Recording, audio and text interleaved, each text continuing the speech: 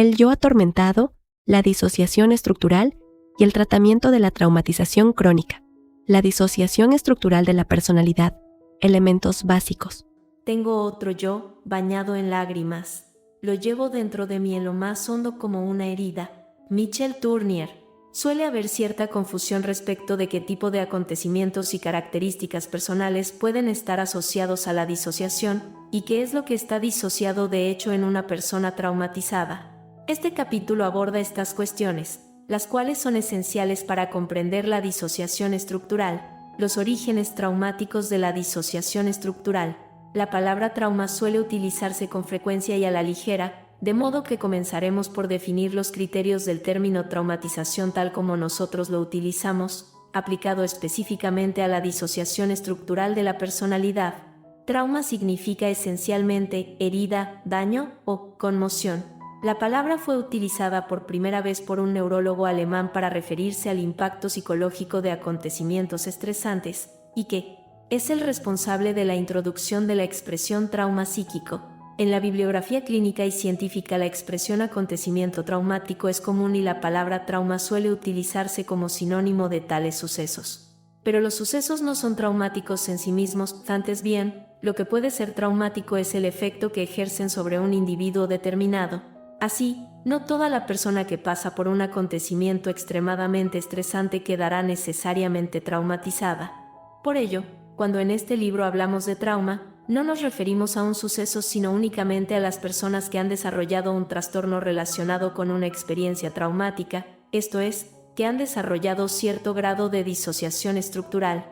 El grado en el que una persona quedará traumatizada se debe a dos series de factores interrelacionados, las características objetivas del suceso y las características subjetivas que definen la energía mental y la eficiencia mental del individuo. Aquí nos centraremos en los factores generales de vulnerabilidad inherentes a los adultos y los niños. Características de los sucesos potencialmente traumáticos. Algunos sucesos son potencialmente más traumáticos que otros. Incluyen experiencias intensas, repentinas, incontrolables, impredecibles y extremadamente negativas. Las experiencias interpersonales violentas y que implican daño físico o amenaza para la vida tienen más probabilidades de ser traumáticas que otro tipo de sucesos altamente estresantes tales como los desastres naturales. Los sucesos que no son literalmente amenazantes para la vida, pero que incluyen la pérdida de una figura de apego y el abuso de confianza por parte de una persona objeto de un apego importante también aumentan significativamente el riesgo de traumatización.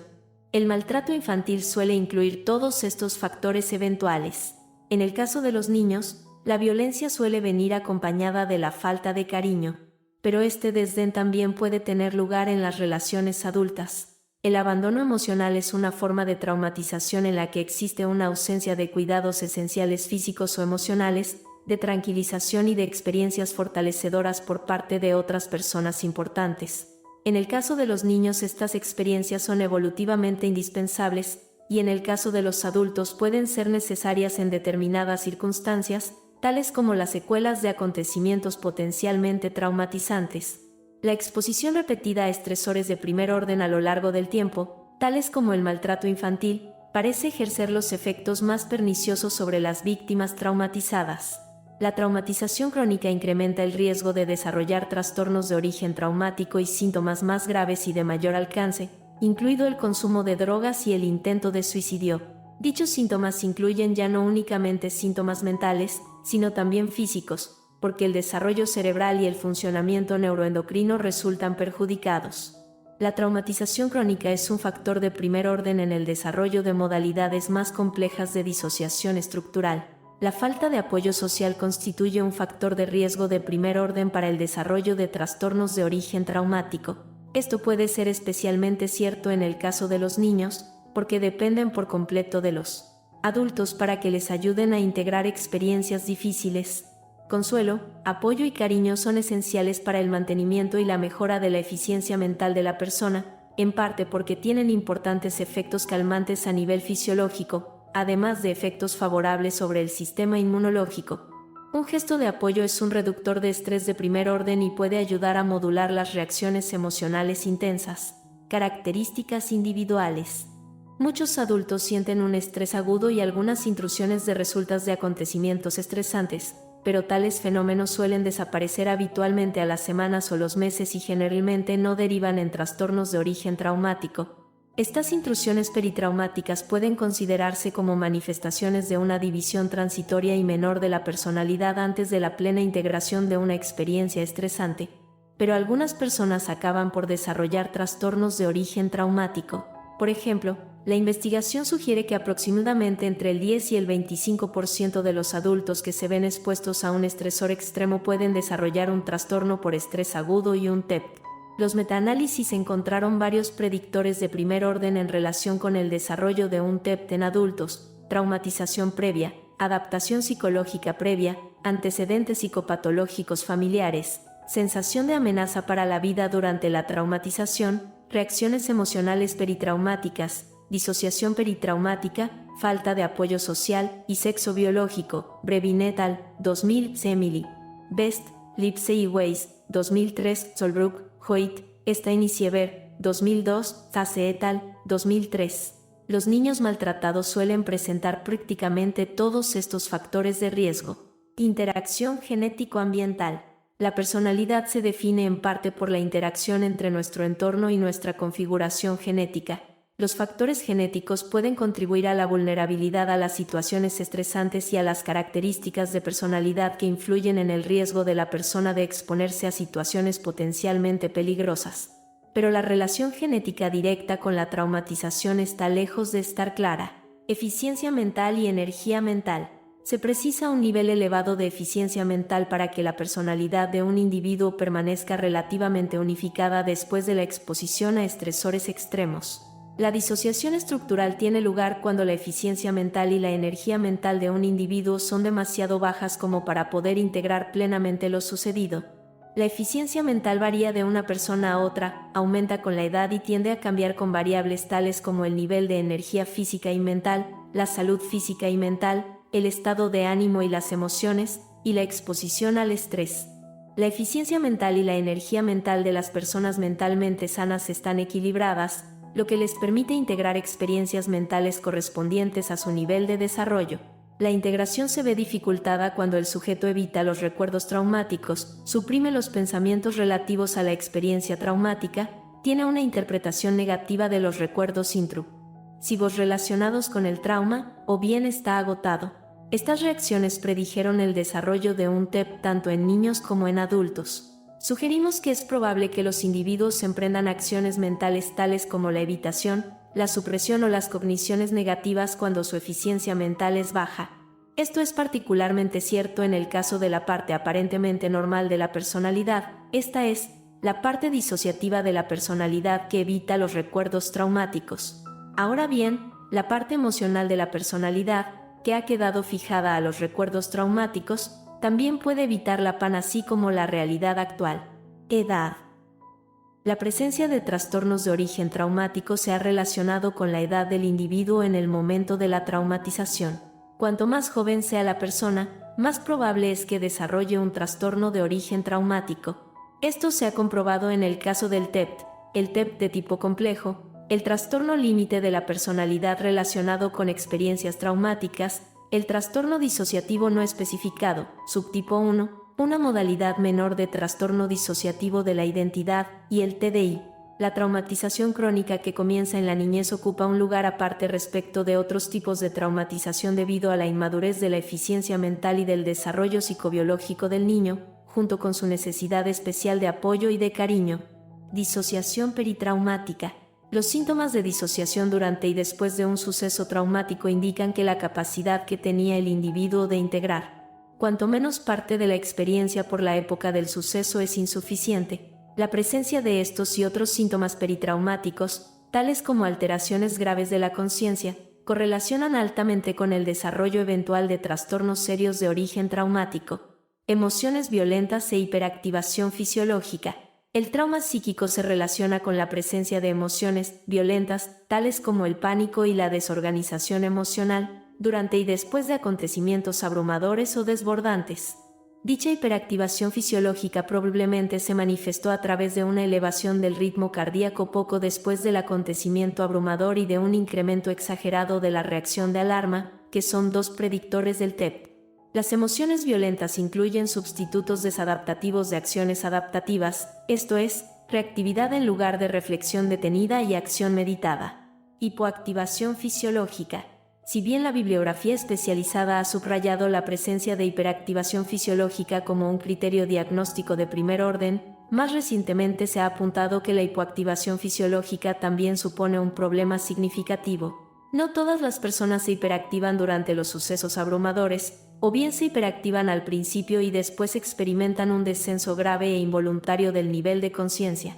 Cuando las personas están extremadamente hipoactivadas, puede que no procesen gran parte de lo que sucede, puede que tengan la impresión de que lo que está pasando no es real y puede que se sientan anestesiadas emocional y corporalmente. En la medida en que a pesar de todo recuerden lo ocurrido, todas estas experiencias hacen que les resulte más difícil a la larga integrar plenamente la experiencia. Sentido individual. El sentido que las personas le asignan a un acontecimiento es relevante para el desarrollo de un TEP. De forma característica, los niños creen que los malos tratos y la desatención son responsabilidad suya, porque los agresores y demás personas suelen culparles, y porque puede que no sepan comprender de otra forma porque les hacen daño sus cuidadores. La creencia de que un acontecimiento es físicamente amenazante se ha relacionado con la disociación. Preparación previa. La forma en que las personas responden a un acontecimiento depende en cierto grado de su nivel de preparación para una experiencia de tales características. Aunque es difícil imaginarse cómo podría estar preparado un niño para abusos crónicos, los estudios en el ámbito de la resiliencia pueden ayudarnos a comprender mejor cómo aprenden los niños a afrontar adaptativamente las experiencias adversas. Este conocimiento puede ser una ayuda eventual para los niños con menor capacidad de integración. En conclusión, si un suceso ha sido traumático o no es algo que únicamente se puede inferir a partir de los efectos que tiene sobre la persona y, por consiguiente, solo se puede determinar después del suceso. Se sabe que los factores psicológicos y biológicos menciona dos más arriba conducen a un aumento de la vulnerabilidad a la traumatización, esto es, al desarrollo de una disociación estructural de la personalidad. Las partes disociativas de la personalidad. La idea de que la personalidad puede disociarse no es ciertamente nueva. En el siglo XIX la disociación denotaba originalmente una división de la personalidad.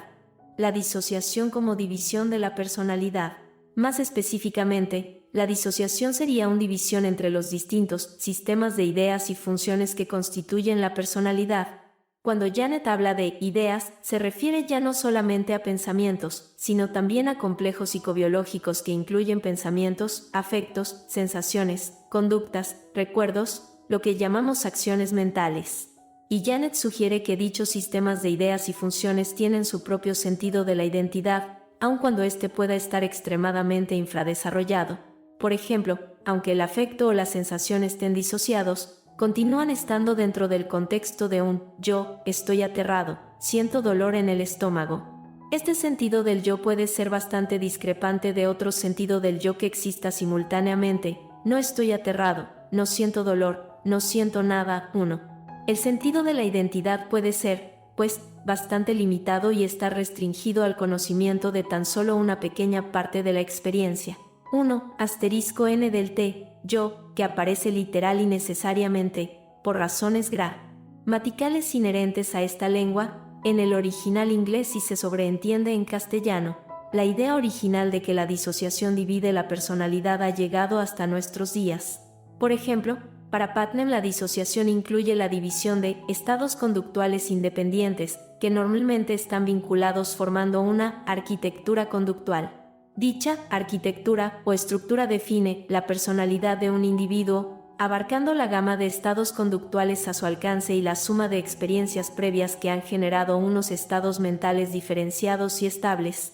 La disociación como división de la personalidad se ha observado en adultos traumatizados agudos. Por ejemplo, durante la Primera Guerra Mundial la disociación de la personalidad se veía como la explicación de la alternancia entre las intrusiones y la evitación dentro de lo que ahora llamaríamos un TEP o un trastorno disociativo simple de los movimientos y las sensaciones.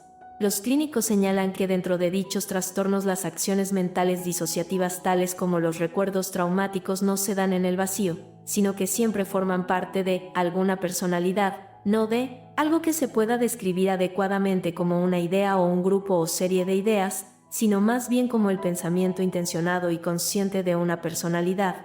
Las acciones mentales disociativas incluyen, pues, acciones cognitivas y demás acciones realizadas por una víctima traumatizada al nivel de una determinada parte disociativa de la personalidad, que se ve a sí mismo como el agente de dichas acciones y que considera también las correspondientes experiencias relacionadas como suyas. Por ejemplo, cuando una víctima revive un suceso traumático, existe una P que sostiene: salí corriendo porque tenía miedo. Los criterios de albedrío y de propiedad distinguen a la disociación estructural de otras manifestaciones de una integración insuficiente, tales como la irrupción de ataques de ansiedad en el trastorno por angustia o la irrupción de cogniciones negativas en la depresión mayor. Las partes disociativas de la personalidad. Aunque Miche y McDougall hablen de personalidades, el examen detenido de sus escritos revela que lo que realmente tenían en mente eran las partes disociativas de una única personalidad. La esencia de sus contribuciones es la idea de que los sistemas disociativos de ideas y funciones son conscientes e incluyen su propio sentido de la identidad en el caso de los pacientes con un TEP y demás trastornos relacionados con experiencias traumáticas. Las partes disociativas son componentes integrantes de una única personalidad. Incluso las partes que engloban únicamente unas pocas experiencias continúan teniendo unos rasgos estables. En este sentido, todas las partes disociativas tienen su propia forma duradera de percibir, de relacionarse y de pensar acerca del entorno y de sí mismo. Este es el criterio del DSM-4 para la identidad disociativa o el estado disociativo de la personalidad, así como para la definición de los rasgos de personalidad. No existe ningún principio cualitativo en la bibliografía especializada actual que distinga las partes disociativas de la personalidad en el TDI, de las partes disociativas de la personalidad en otros trastornos relacionados con experiencias traumáticas tales como el TEP. Proponemos que la diferencia es esencialmente de grado de complejidad y emancipación de las partes de la personalidad. Varios autores de orientación psicoanalítica también utilizan la expresión de partes de la personalidad para describir la disociación estructural sin necesidad de implicar con ello una cosificación indebida. 2. En la bibliografía clínica se utilizan muchos conceptos diferentes para denotar lo que nosotros preferimos llamar partes disociativas de la personalidad, tales como estados del yo, estados disociativos o disociados, estados del self disociados, estados de identidad disociativos. Aunque las partes disociativas incluyan un sentido de la identidad, por rudimentario que pueda ser, no constituyen entidades separadas, sino que más bien son sistemas psicobiológicos diferentes y más o menos divididos, que no están suficientemente unidos o coordinados dentro del contexto de la personalidad de un individuo. Basándonos en Charles Mears, hemos elegido hablar de parte aparentemente normal de la personalidad y parte emocional de la personalidad para caracterizar estos diferentes tipos de sistemas psicobiológicos. Dichos sistemas son parte de un único ser humano, por lo que hemos preferido referirnos a la totalidad del individuo cuando está dirigido por alguno de estos sistemas no integrados. Así, hablamos de la víctima traumatizada en calidad de PAN o P, y cuando hablamos de la PAN o de la P, esto es lo que tenemos en mente: la parte aparentemente normal y la parte emocional de la personalidad. Estas partes de la personalidad han sido reconocidas por muchos autores que han utilizado una serie de terminologías diferentes. Por ejemplo, Figley y otros contrastan la modalidad disociativa propia de la víctima, en la que la persona traumatizada está atrapada en los recuerdos traumáticos, con una modalidad de desenvolvimiento asociado a la personalidad normal. Con respecto a los veteranos traumatizados de Vietnam, Laufer habla de un yo asociado a la guerra y de un yo adaptativo. Y entre los niños supervivientes del Holocausto, Tauber contrasta el llamado componente infantil con el componente adulto cronológicamente apropiado. Estados de personalidad disociativos, o alters egos o personalidades, selves disociativos o disociados, identidades disociativas. Los sistemas de acción como mediadores de las partes disociativas. Estas sólidas observaciones clínicas sugieren que la personalidad de la víctima traumatizada no queda dividida de forma aleatoria a raíz del trauma, sino que presenta una estructura básica consistente de la que se pueden derivar incontables variantes. la división más simple de la personalidad a raíz del trauma incluye la disociación estructural primaria, en la cual tenemos una PAN y una P. En la introducción propusimos que la disociación estructural implica una división de la personalidad de la víctima traumatizada en dos o más sistemas psicobiológicos conscientes. ¿Qué sistemas psicobiológicos de nivel inferior intervienen en la PAN y la P? Estos sistemas deberían satisfacer mínimamente una serie de criterios. Primero, deben autoorganizarse y autoestabilizarse en ventanas de homeostasis, tiempo y contexto para controlar e integrar todos los complejos bastante coherentes de fenómenos psicobiológicos manifestados por la PAN y la P. Segundo, deben ser sistemas funcionales que se hayan desarrollado en el transcurso de la evolución y deben ser análogos a los sistemas biológicos propios de los mamíferos. Las observaciones clínicas sugieren que en calidad de PAN la víctima traumatizada de forma característica realiza tareas de la vida cotidiana tales como la reproducción, vinculación, cuidados y demás tendencias de acción sociales, y evita los recuerdos traumáticos, lo que subraya la focalización en las cuestiones relacionadas con la vida cotidiana. Por contraste, en calidad de P la víctima traumatizada manifiesta principalmente reacciones evolutivas defensivas y emocionales frente a la amenaza a la que parece haber quedado fijado. Tercero, las víctimas deben ser muy sensibles al condicionamiento clásico porque, como analizamos más arriba, la P y la PAN responden intensamente a las señales de amenaza incondicionadas y condicionadas. Cuarto, estos sistemas deben incluir unas características estables, pero también deben permitir igualmente la introducción de variantes dependiendo del caso, del mismo modo que la PAN y la P presentan invariantes y también variantes idiosincrásicas. Finalmente, estos sistemas deben estar al alcance desde el comienzo de la vida, dado que los trastornos disociativos pueden aparecer a partir de una edad muy temprana. Los sistemas de acción satisfacen todos estos requisitos, son organizativos, derivados de la evolución, funcionales, flexibles dentro de unos límites, e innatos pero epigenéticos. Los diversos tipos de sistemas de acción se mencionaron brevemente en la introducción, e incluyen dos categorías principales: acercamiento a las gratificaciones y las responsabilidades de la vida cotidiana, y evitación y huida de la amenaza física. A estos sistemas psicobiológicos se los conoce a veces como sistemas operativos motivacionales, conductuales o emocionales. Nosotros los llamamos sistemas de acción, porque nos ayudan a resolver dificultades adaptativas mediante acciones mentales y conductuales. En los adultos mentalmente sanos, los sistemas de acción responsables de la vida cotidiana y la defensa estarían integrados. Por ejemplo, la mayoría de las personas viven el día a día al tiempo que también son conscientes de los peligros potenciales, conducen a la defensiva, evitan deambular solos de noche y buscan refugio al desatarse una tormenta importante. Funciones normales de los sistemas de acción. Los sistemas de acción son los elementos esenciales que configuran la personalidad, están presentes en todo individuo. Idealmente, la integración tiene lugar dentro de los sistemas de acción y entre sí de resultas del curso evolutivo, permitiéndonos vivir de la forma más adaptativa posible. Dichos sistemas regulan y guían las tendencias de acción. Durante el transcurso de la evolución, estos sistemas de acción primitivos se han ido asociando a funciones corticales superiores, permitiéndonos desarrollar tendencias de acción complejas, incluidas las relaciones complejas. Los sistemas de acción determinan en gran medida lo que nos parece atractivo o aversivo, y a continuación generan las consiguientes tendencias a la aproximación o a la evitación. Cada uno de los sistemas de acción nos permite filtrar los estímulos, aceptándolos o excluyéndolos, en consonancia con los principales objetivos biosociales de dicho sistema de acción. Nos conducen a aprender lo que sería relevante de cara a la adaptación y a su vez, estos sistemas son modificados por dicho aprendizaje. Por ejemplo, el sistema de acción responsable de la defensa y la correspondiente sensación de miedo nos ayudan a saber que existe un peligro y nos mueven a actuar en defensa propia.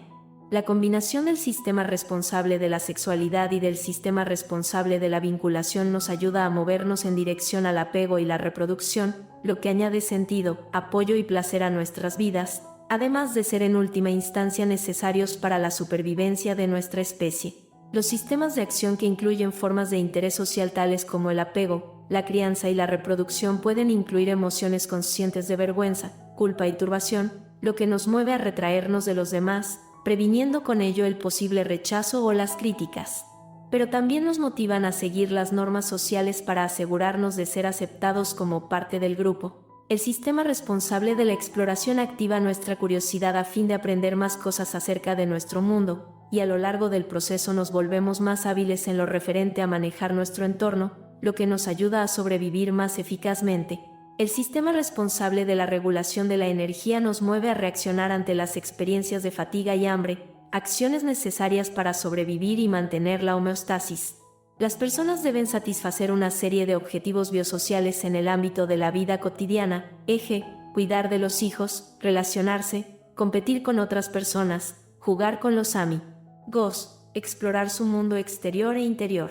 Para satisfacer estos complejos objetivos, las personas deben integrar distintos sistemas de acción, lo cual puede ser una tarea desalentadora dado que combinar diversos sistemas de acción es más difícil que poner en marcha un único sistema.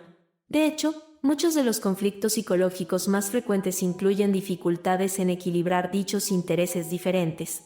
Por ejemplo, trabajar constantemente es menos complejo que equilibrar el trabajo, las relaciones y el tiempo libre, pero el hecho de ser capaz de equilibrar todas estas actividades es más adaptativo y más sano. El equilibrio entre los sistemas de acción requiere una eficiencia mental mayor que la necesaria para un único sistema. Cuando una persona presenta una disociación estructural, una parte disociativa de la personalidad estará dirigida por los objetivos particulares de los sistemas de acción que motivan a dicha parte, e inhibirá o evitará otros objetivos relacionados con sistemas de acción disociados en otras partes de la personalidad.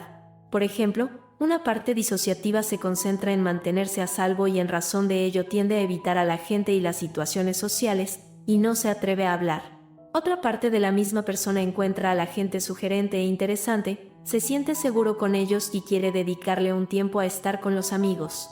Componentes de los sistemas de acción. Los sistemas de acción son bastante complejos, constando cada uno de ellos de cuanto menos 2 niveles de componentes, con sus propios objetivos, motivaciones y tendencias de acción asociadas. Distinguimos entre subsistemas de acción y, dentro de estos subsistemas, modalidades o estados motivacionales. Por ejemplo, el sistema de acción que regula la energía incluye subsistemas tales como comer y dormir, cada uno de los cuales implica diferentes objetivos encaminados al fin común de mantener la energía. Los subsistemas de acción guían a las personas a la hora de advertir y de sentirse atraídos por determinado tipo de estímulos, además de configurar las tendencias de acción que adoptan. De esta forma, los subsistemas determinan en gran medida lo que el individuo integrará a partir de sus experiencias. Las personas que tienen hambre tratarán de encontrar comida y comer, las que tienen sueño tratarán de encontrar un lugar tranquilo y dormir, las asustadas tratarán de evitar una situación amenazante y buscar seguridad, mientras que las que están enfadadas pueden discutir o luchar. En otras palabras, los subsistemas limitan el ámbito de conciencia a los estímulos relevantes, y fomentan ciertas tendencias de acción al tiempo que inhiben otras. Las personas deben no obstante integrar y equilibrar estos distintos subsistemas si pretenden adaptarse. Cada subsistema consta de una serie de modos o estados motivacionales encaminados a ayudar a la persona a alcanzar determinados objetivos a través de diversas tendencias de acción. Por ejemplo, el sistema responsable de la regulación de la energía incluye el subsistema de la alimentación, que implica mucho más que comer sin más. Incluye comprar comida o salir a comer, y preparar, comer y digerir la comida. El sistema de acción responsable de la crianza incluye los subsistemas relativos a proteger, alimentar, enseñar, disciplinar y querer al propio hijo.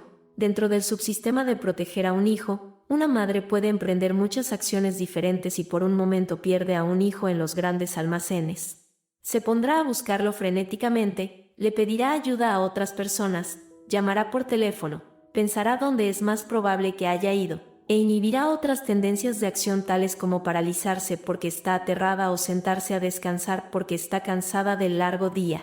Limitaría todo lo posible su ámbito de conciencia exclusivamente a los estímulos relacionados con encontrar a su hijo cuanto antes.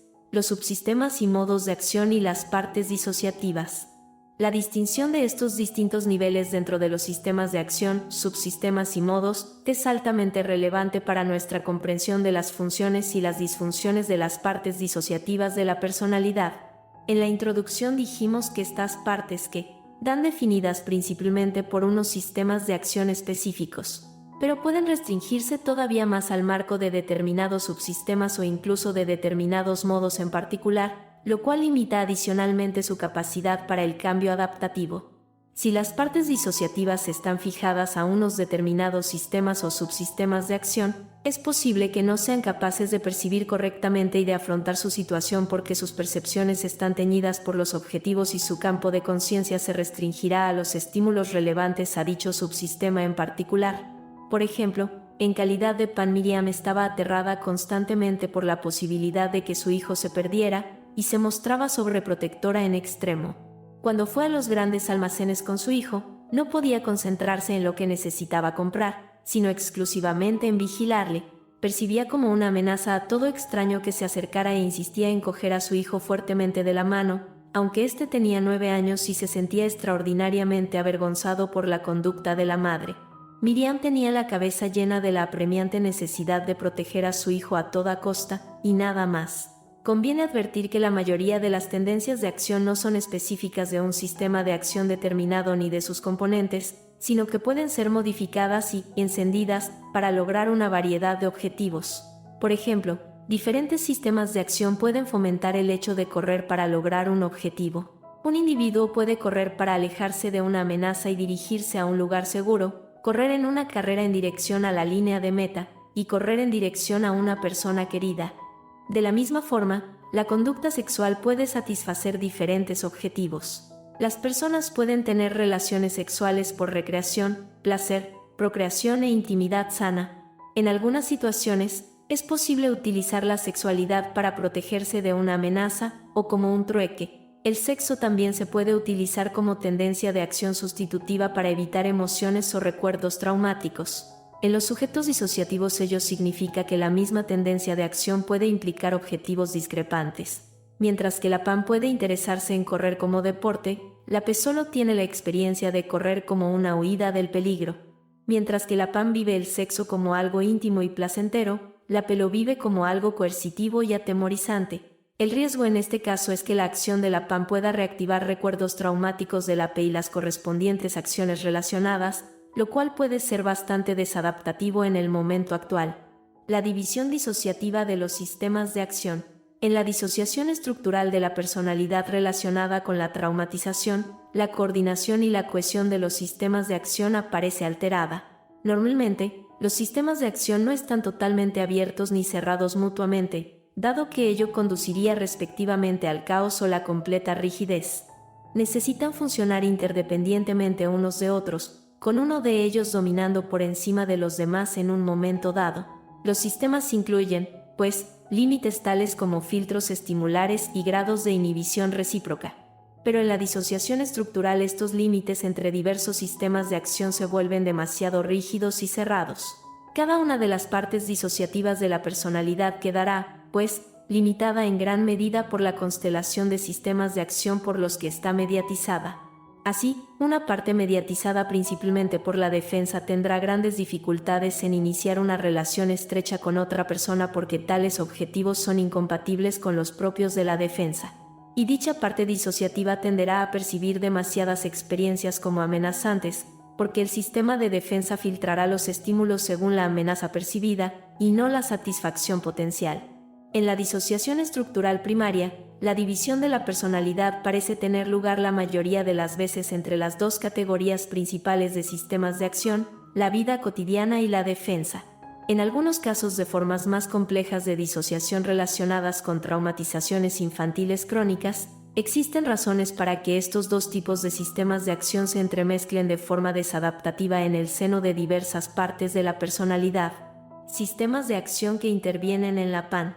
Los sistemas de acción que guían las funciones de la vida cotidiana corresponden habitualmente a la PAN, particularmente en la disociación estructural primaria.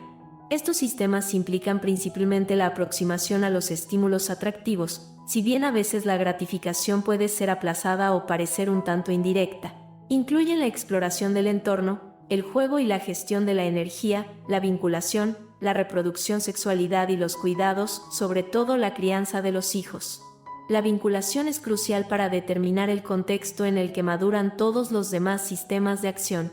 Si el apego se ve alterado tempranamente, puede derivar en un funcionamiento desadaptativo en diversas áreas de la vida porque los sistemas de acción más esenciales no funcionan bien.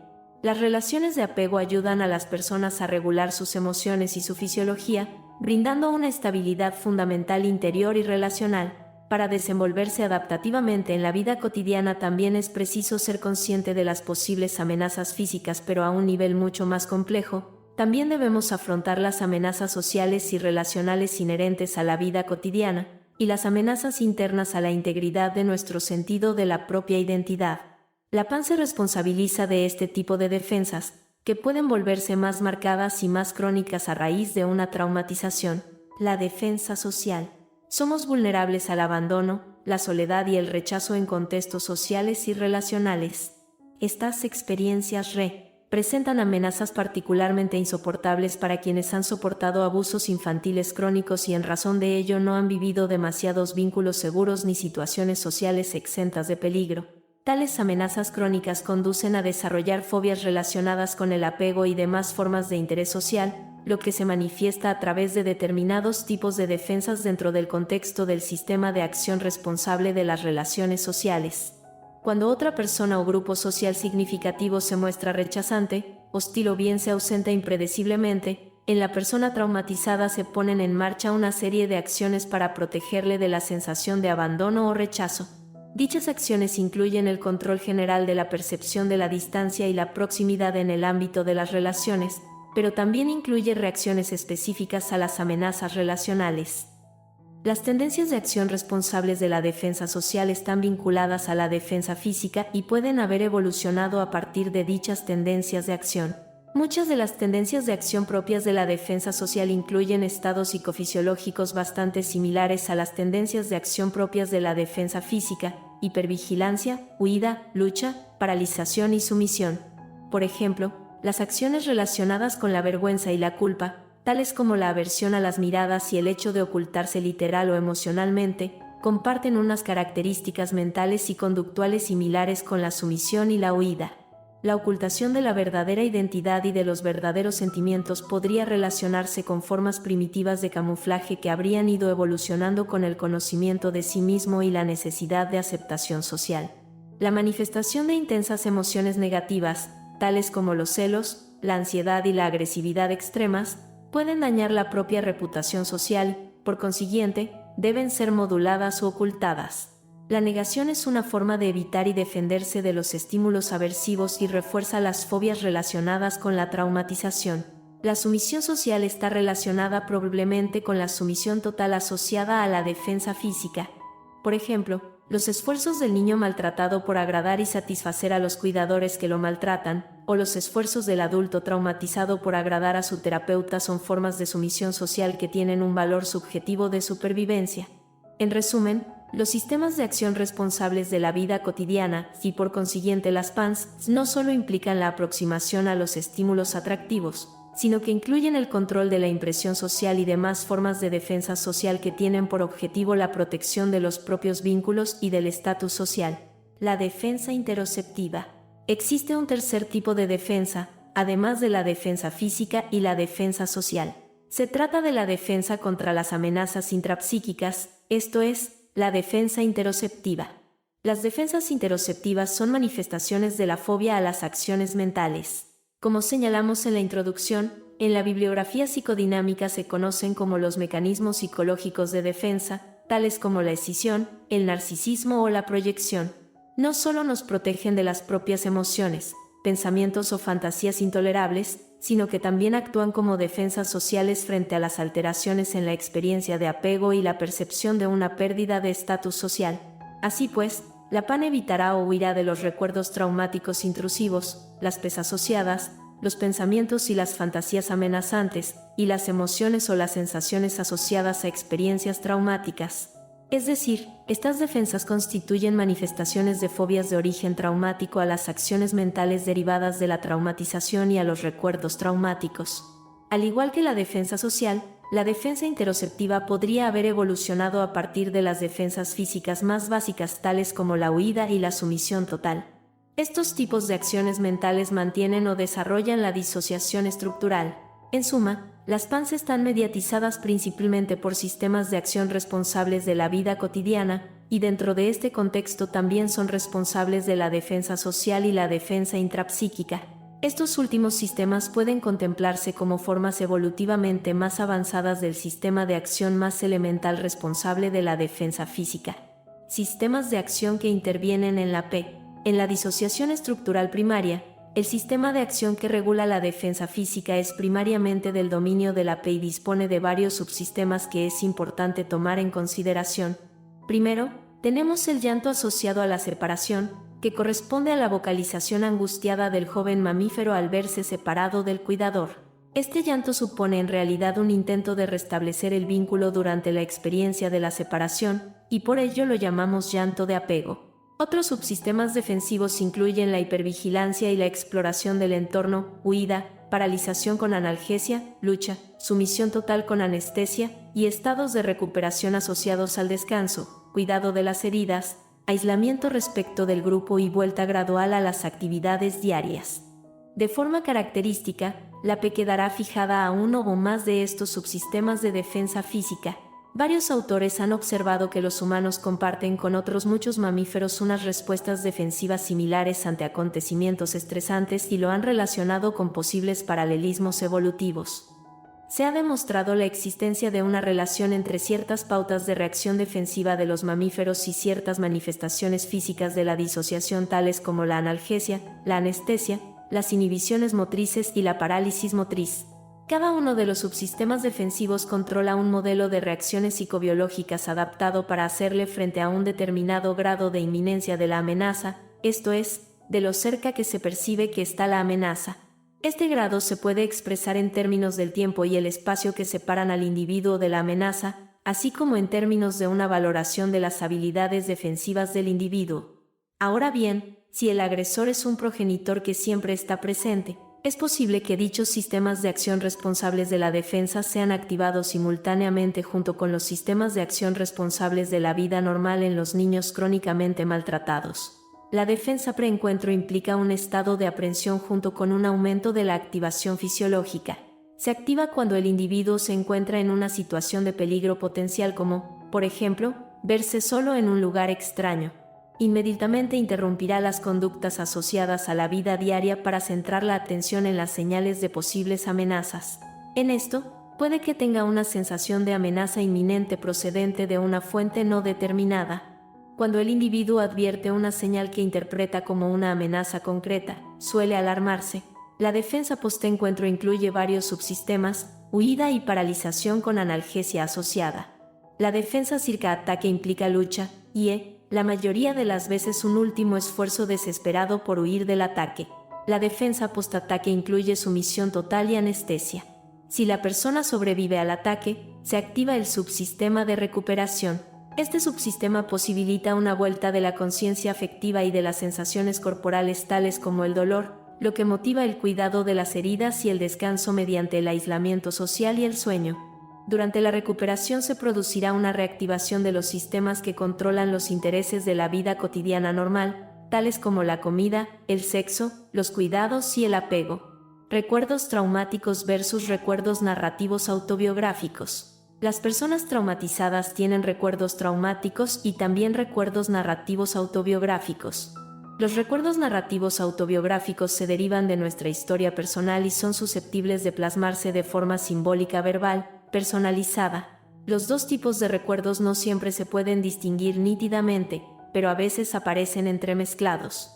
Por ejemplo, una P puede tener un recuerdo traumático que incluye cuanto menos cierta narrativa verbal que no es revivida traumáticamente. La personalidad de los sujetos traumatizados incluye alteraciones e interrupciones porque la experiencia traumática todavía no puede ser integrada plenamente como parte de la propia experiencia personal. De forma característica, en calidad de P los sujetos recuerdan demasiado y con demasiada intensidad, y en calidad de PAN recuerdan demasiado poco del acontecimiento traumático. La calidad del recuerdo traumático es bastante diferente de la narrativa autobiográfica. Habitualmente es función de la PAN guardar e integrar la mayoría de los recuerdos autobiográficos en la medida de lo posible, mientras que la P guarda los recuerdos traumáticos. En calidad de PAN, La víctima traumatizada suele tener amplios recuerdos narrativos autobiográficos, pero dichos recuerdos pueden no incluir experiencias traumáticas, por lo que a veces aparecen lagunas características en los recuerdos de la PAN. En cualquier caso, el recuerdo del acontecimiento traumático, en la medida en que quede alguno, puede parecer bastante impersonal a los ojos de la PAN. En estos casos, las PANs pueden tener tantos recuerdos del acontecimiento traumático como la P, pero faltan las emociones y las sensaciones físicas correspondientes al recuerdo, y la sensación de que les sucedió a ellos personalmente. Por otro lado, las P sienten estos recuerdos traumáticos demasiado intensamente, como demasiado reales. Jamie Buller, 2003, Janet, 1928. 1932, Van der Hart y STL, 1997. Estos no son recuerdos normales, ciertamente. Los clínicos han observado desde hace mucho las diferencias fundamentales entre los recuerdos traumáticos y los recuerdos narrativos autobiográficos. Los investigadores han confirmado estos hallazgos. Es importantísimo comprender la naturaleza de los recuerdos traumáticos, dado que el tratamiento eficaz, independientemente de las técnicas utilizadas, pone el énfasis en transformar los recuerdos traumáticos en una narrativa simbólica. Ello requiere un grado sustancial de integración de la PAN y la P. Charlotte Delvaux, superviviente de Auschwitz, rememora la diferencia entre los recuerdos impersonales de la PAN y los recuerdos traumáticos de la P. Tuvo pesadillas intrusivas recurrentes en las que la P revivía los sucesos traumáticos. En estos sueños, me vuelvo a ver a mí misma otra vez, yo, exactamente como estaba entonces, apenas capaz de tenerme de pie. Traspasada de frío, sucia, escuálida, y el dolor es tan insoportable, tan exactamente el dolor que padecí allí, que lo vuelvo a sentir físicamente, lo vuelvo a sentir por todo el cuerpo, el cual se convierte en un bloque de dolor y siento que la muerte se apodera de mí, me siento morir. Al despertarse, su PAN lucha por recuperar la distancia emocional respecto de la P. Afortunadamente, en medio de la angustia, me pongo a llorar. El llanto me despierta y salgo de la pesadilla, agotada.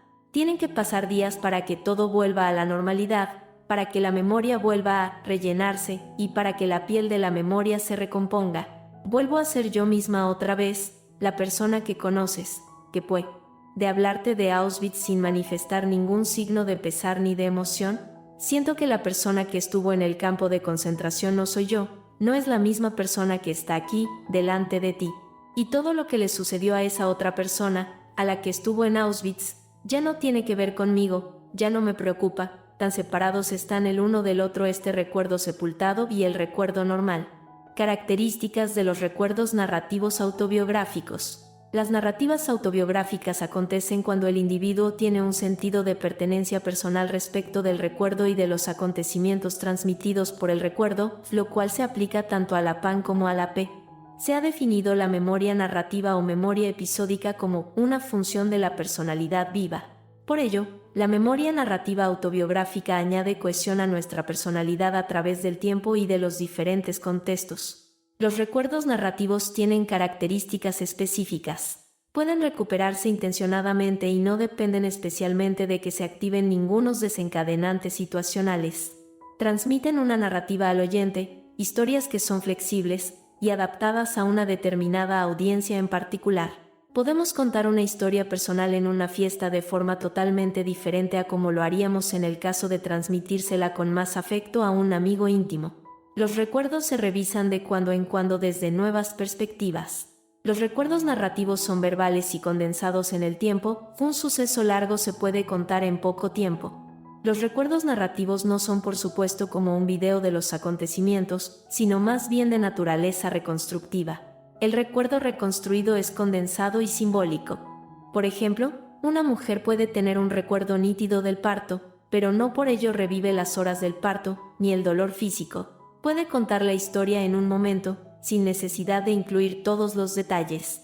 Algunas PANs no son capaces de desviarse de un modelo a la hora de contar historias sobre sí mismos. Pueden ser excesivamente generales en sus narrativas, tener lapsos narrativos peculiares, incluir una sintaxis, un orden de sucesión y un uso de los pronombres poco común. Pueden relatar acontecimientos espantosos de manera impersonal, sin ningún afecto. Los recuerdos narrativos desempeñan funciones sociales y relacionales.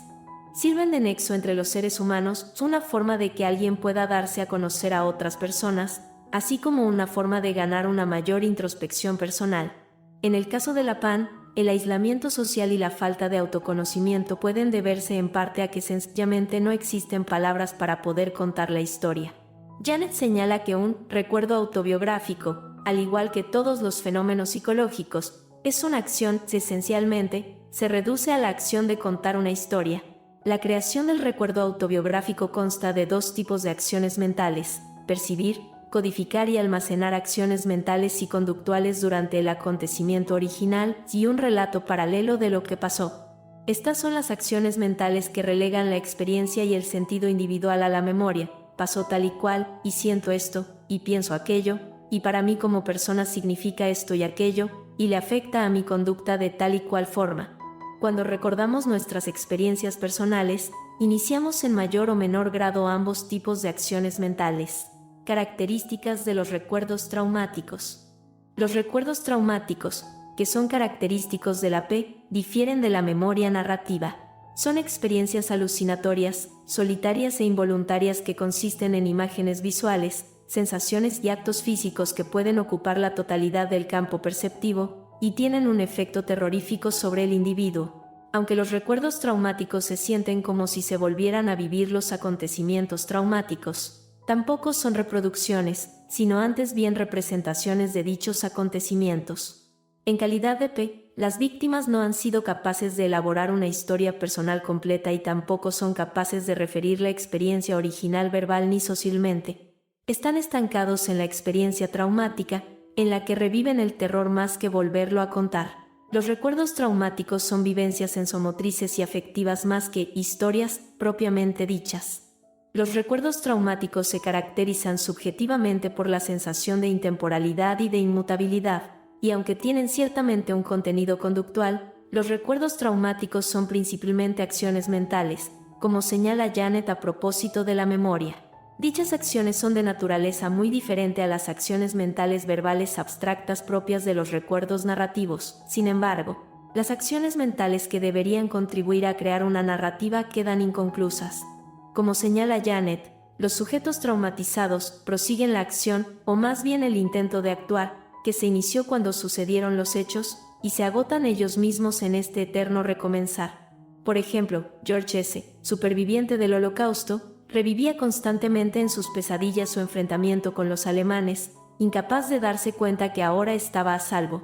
La P infantil y atemorizada de una antigua víctima de incesto tenía constantemente la sensación de estar echada en la cama, paralizada, mientras oía los pasos de su padre aproximándose a la habitación, sin poder darse cuenta de que era una adulta y el incesto ya no estaba a punto de tener lugar.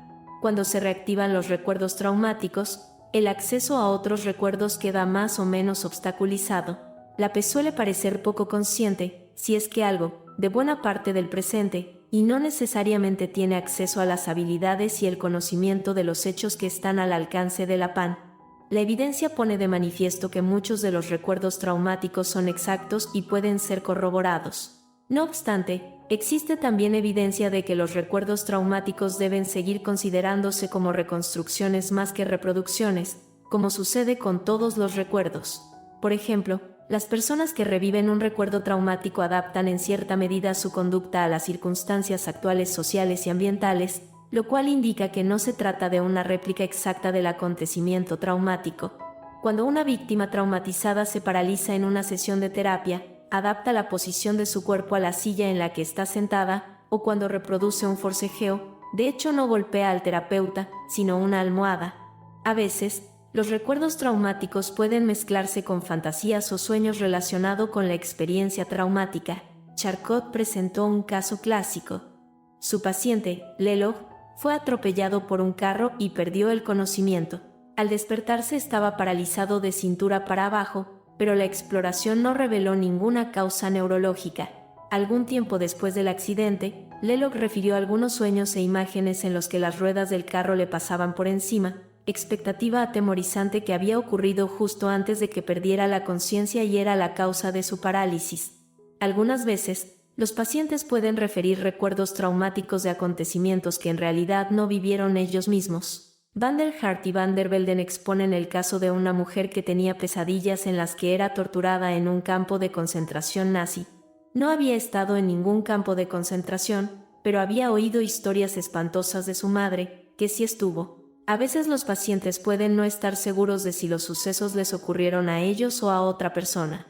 Joe refirió graves maltratos físicos en la niñez y la adolescencia, pero no estaba seguro de si le habían ocurrido a él o a su hermano. Reactivación automática de los recuerdos traumáticos. Los recuerdos traumáticos son reactivados automáticamente por estímulos específicos. Estos estímulos se conocen como desencadenantes, estímulos reactivadores o estímulos condicionados. Los mismos incluyen diversas experiencias sensoriales, estímulos de origen temporal, acontecimientos de la vida cotidiana, acontecimientos durante una sesión de terapia, emociones, determinadas condiciones fisiológicas, estímulos que traen a la memoria la intimidación por parte de los agresores y traumatización actual.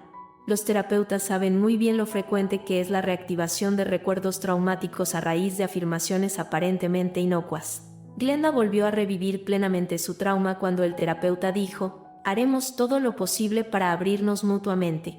La simple referencia a abrir evocó en la paciente la violenta exigencia de su agresor: «Abre las piernas, puta». Cuando se producen estas reactivaciones, la persona traumatizada suele ser incapaz de contener la intrusión de la P con sus experiencias traumáticas asociadas. Núcleos patogénicos. No todos los elementos de las experiencias traumáticas son igualmente amenazantes o abrumadores. A los aspectos más amenazantes los denominamos núcleos patogénicos y a las cogniciones asociadas afirmaciones nucleares patogénicas. Brevin y colaboradores las llaman puntos candentes. Estas cogniciones o creencias tienen sus raíces en experiencias extremadamente amenazantes o aplastantes y, por la misma razón, sumamente resistentes a las intervenciones terapéuticas exclusivamente cognitivas. Debido a las emociones violentas asociadas a estos núcleos patogénicos, o incluso a la amnesia, las víctimas de experiencias traumáticas pueden ser muy reticentes o incapaces de hablar de ellos inicialmente.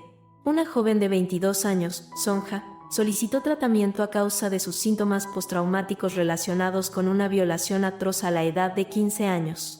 Cuando el tratamiento de este recuerdo traumático había finalizado aparentemente, Sonja se sintió más ansiosa que nunca. Finalmente, rememoró un aspecto particularmente amenazante de su experiencia que no había recordado anteriormente. Durante la violación, el violador le puso el cuchillo contra la garganta y ella dio por hecho que iba a matarla. Una vez que pudo agregarse este núcleo patogénico, la angustia de Sonja disminuyó, y su pan y P quedaron plenamente integradas. Resumen. La disociación estructural acontece durante el enfrentamiento a acontecimientos abrumadores cuando la eficiencia mental es demasiado baja. En tales condiciones, el individuo tiende a sentir emociones violentas así como estados de hipoactivación con aumento de las tendencias desintegradoras.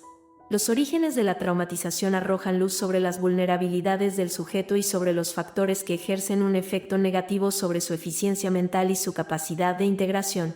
El maltrato y la desatención infantiles son factores de primer orden en el desarrollo de trastornos de origen traumático en adultos a raíz de la exposición a sucesos extremadamente estresantes en la adultez. La traumatización temprana constituye un factor principal de riesgo de cara a la cristalización de síntomas más graves que persisten con el tiempo. En razón de ello, la traumatización infantil desempeña un papel crucial en el desarrollo de trastornos relacionados con experiencias traumáticas en niños y en adultos.